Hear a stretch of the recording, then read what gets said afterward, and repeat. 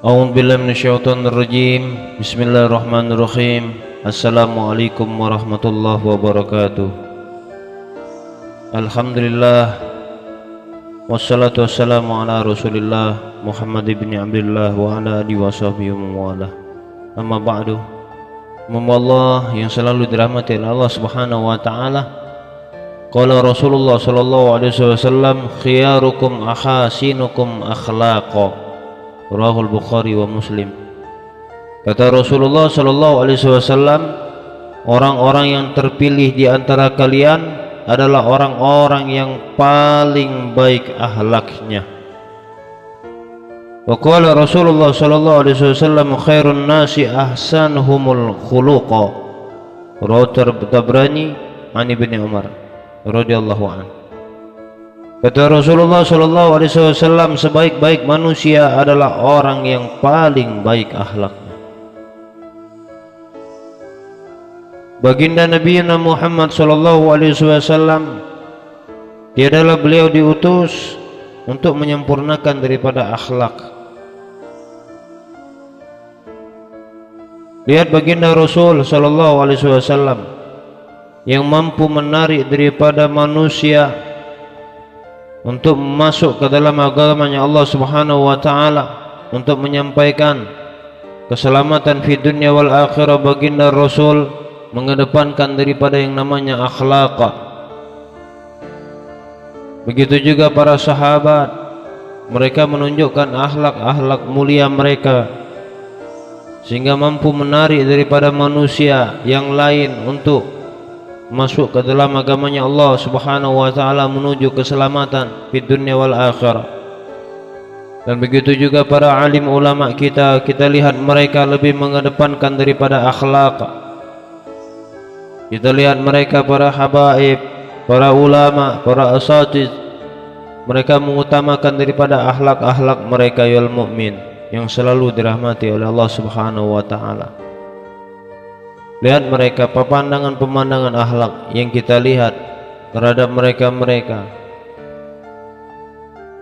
Coba kita lihat, mereka mengedepankan akhlak mereka. Kenapa demikian? Karena hal itulah pada hakikatnya agama Allah Subhanahu wa taala mengajarkan kita adanya salat, mengajarkan kita adanya zikir, mengajarkan kepada kita adanya membaca Al-Qur'an, mengajarkan kita adanya di dalamnya salat tahajud, salat hajat, salat duha, salat rawatib, salat awabin, salat taubat dan lain sebagainya. Kenapa? Karena sebab daripada ketaatan muncullah daripada yang namanya akhlakul karimah terhadap orang-orang yang soleh. Sehingga karena sebab daripada akhlak membuat orang itu menjadi mulia, membuat orang itu menjadi agung. Baginda Rasul mengajarkan kita akhlak. Bagaimana akhlak yang telah dicontohkan oleh mereka-mereka para ulama, para sholihin. Kita dapat melihat ayat mukmin. Rasulullah sallallahu alaihi wasallam mengajarkan untuk rendah hati, akhlak. Dan begitu juga para alim ulama, kita lihat mereka satu sama lain sama-sama merendah. Tidak ada merasa dirinya merasa lebih tinggi. Apalagi dari sisi keilmuan mereka tidak merasa sama satu sama lain saling tinggi. Justru mereka satu sama lain saling merasa diri mereka rendah. Karena kenapa? Mereka hendak mengambil daripada ilmu dan keberkahan yang ada dalam diri ulamanya yang lain. Karena mereka haus dengan keberkahan. Karena mereka haus dengan apa? Dengan ilmu. Makanya ulama satu dengan ulama yang lain itu semakin banyak ilmunya, semakin luas ilmunya. Karena akhlak, ketawaduan yang mereka punya. Kemudian bagaimana keistiqomahan mereka dalam beramal. Dan lihat mereka para alim ulama, mereka takut kepada Allah Subhanahu wa taala sehingga membuat diri mereka istiqomah. Mereka khawatir, mereka tidak tahu keadaan mereka kelak di akhirat. Apakah mereka berada dalam kenikmatan atau dalam kesusahan atau dalam kebinasaan. Mereka takut pada Allah. Bahkan puncak-puncak daripada ketakutan mereka kepada Allah adalah kelak bagaimana mereka tidak berjumpa dengan baginda Nabi Muhammad. Bagaimana mereka kelak tidak dipanggil oleh Allah untuk berjumpa dengan wujud Allah Subhanahu wa taala kelak. Hal itu yang mereka takutkan, khawatirkan. Bahkan mereka tidak menghiraukan akan surga Allah Subhanahu wa taala lagi. Akan tapi kerinduan mereka berjumpa kepada baginda Nabi Muhammad dan berjumpa kepada Rabb-Nya yaitu Allah Subhanahu wa taala. Hakadha orang-orang saleh al-mu'min, sehingga mereka istiqomah timbul daripada akhlak mereka. Bahkan mereka menyembunyikan amal kebaikan mereka, menyembunyikan amal ketaatan mereka. Karena sabab daripada apa? Karena sabab mereka, akhlak mereka yang tumbuh karena sabab ibadah-ibadah mereka. Di saat mereka tahajud, melatih diri mereka yang mukmin, tidak ada yang melihat, tidak ada yang memandang kecuali Allah Subhanahu wa taala. Maka ada yang ditimbulkan oleh mereka para solihin. Lihat mereka para solihin. Rasulullah mengajarkan bersedekah. Bukankah bersedekah juga akhlak? Sebaik-baik akhlak mereka lakukan. Ya, lihat mereka bersedekah selagi harta mereka ada. Mereka tidak pernah sayang akan hal itu selagi mereka ada.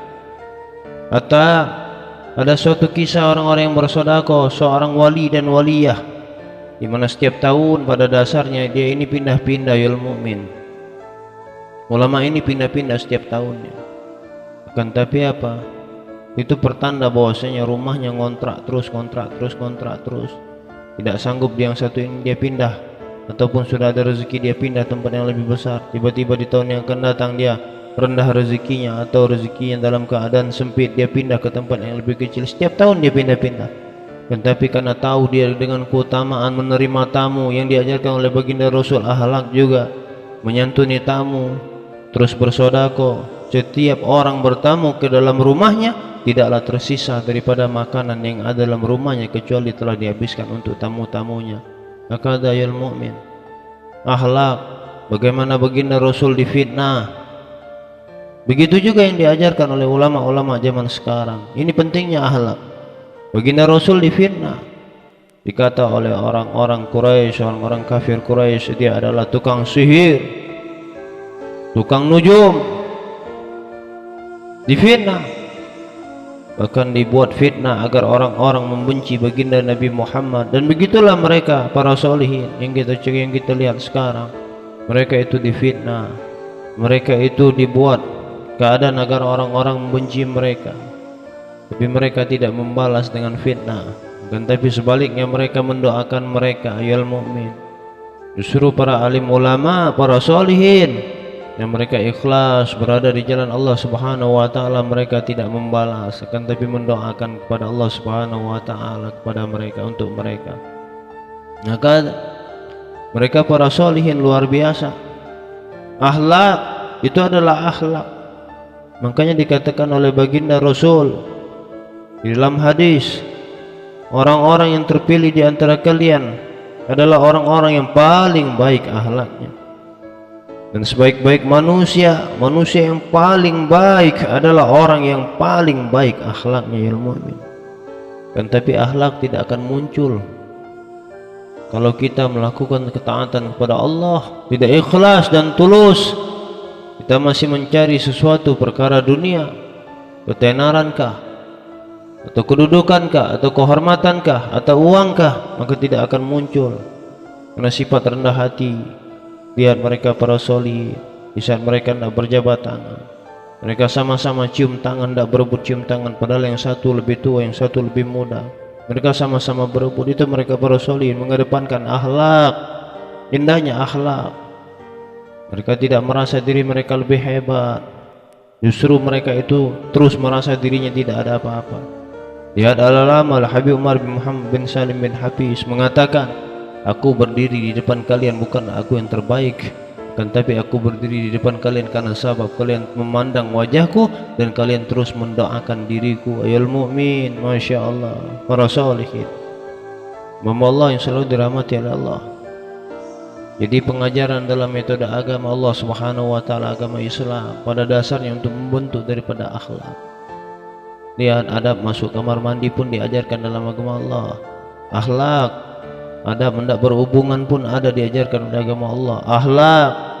Akhlak pada saat kita hendak berwudu, akhlak pada saat kita etika bersama dengan orang tua, akhlak pada saat kita etika bersaat bersama dengan anak-anak, akhlak etika bagaimana pada saat kita menerima tamu, menyambut tamu, akhlak pada saat kita berbicara berhadapan wajah kemana, itu pun sudah diajarkan. Seluruh yang diajarkan oleh baginda Rasul hakikatnya untuk membentuk akhlak. Ternyata sebaik-baik manusia adalah orang yang baik akhlaknya, orang yang paling mulia, orang yang paling agung, bahkan orang terpilih kata baginda Rasul adalah orang yang paling baik akhlaknya. Khiyarukum akhasinukum akhlaqa. Mudah-mudahan bermanfaat ayol mukmin. Tiada lain di saat kita mempelajari akan agama Allah Subhanahu wa taala, melainkan untuk sambung kita kepada Rasulullah sallallahu alaihi wasallam, untuk kelak kita berjumpa bersama Rasulullah sallallahu alaihi wasallam, untuk kita kelak bersama-sama dengan orang-orang yang kita cintai, mereka para solihin, kita mencintai mereka. Mudah-mudahan dengan asbab daripada mereka, cinta mereka kepada Rasul, dan kita pun kelak menjadi bagian paling akhir di antara mereka untuk bersama dengan baginda agung Nabi Muhammad sallallahu alaihi wasallam. Baginda Rasul adalah sebaik-baik akhlak, sebaik-baik manusia yang berakhlak adalah baginda Nabi Muhammad sallallahu alaihi wasallam. Dan rindu kita kepada Rasul sehingga kita tiru akhlak-akhlak mereka para salihin, para ulama, dan mudah-mudahan kita akan bersama-sama dengan mereka ya mukmin, bersama dengan mereka para saleh salihin. Cintai mereka, jangan kita benci mereka. Akhlak yang diajarkan oleh Rasul cinta. Benci adalah juga yang dilarang oleh Rasul. Akhlak yang diajarkan oleh Rasul artinya akhlak cinta, akhlak kasih dan sayang yang diajarkan oleh baginda Nabi kita Nabi Muhammad, yang sekarang kita bisa melihat akan keadaan mereka para solihin, para orang-orang soleh yang takut pada Allah, yang cintanya kepada baginda Rasul tidak terbayangkan. Tidak seperti kita ya mukmin, orang-orang biasa. Cintaan kita sama Rasul belum tumbuh, mereka sudah tumbuh. Kecintaan mereka kepada baginda Nabi Muhammad luar biasanya. Bagaimana mereka cinta sehingga tumbuh akhlak-akhlak mereka. Mereka cinta kepada Rasul sehingga taat mereka kepada Allah, sehingga ibadah mereka banyak, sehingga salat mereka banyak, sehingga zikir mereka banyak, sehingga baca Al-Quran mereka banyak, sehingga mereka tidak sayang-sayang terhadap harta mereka, karena mereka sahabat mereka cinta kepada Rasul sallallahu alaihi wasallam, dan mereka berharap kelak bersama-sama dengan baginda Nabi Muhammad, dan mereka pun berharap kelak puncak-puncak kegembiraan mereka, kebahagiaan mereka di yaumul akhirah adalah pada saat Allah Subhanahu wa taala membuka hijab antara Allah dengan hambanya, yang di saat itu kerinduan yang telah terpendam selama kita hidup di dunia terbalaskan pada saat di yaumul akhirah. Ya mukmin yang selalu dirahmati oleh Allah Subhanahu wa taala, mudah-mudahan kita menjadi bagian yang dikatakan oleh Rasul adalah sebaik-baik manusia, dan mudah-mudahan kita menjadi bagian daripada yang kata Rasul, menjadi manusia terpilih, yaitu orang yang sebaik-baik akhlak. Ini saja yang dapat kami sampaikan, lebih dan kurang saya memohon maaf. Al-fakir ad-dhaib ilallah, orang yang miskin ilmu, miskin amal.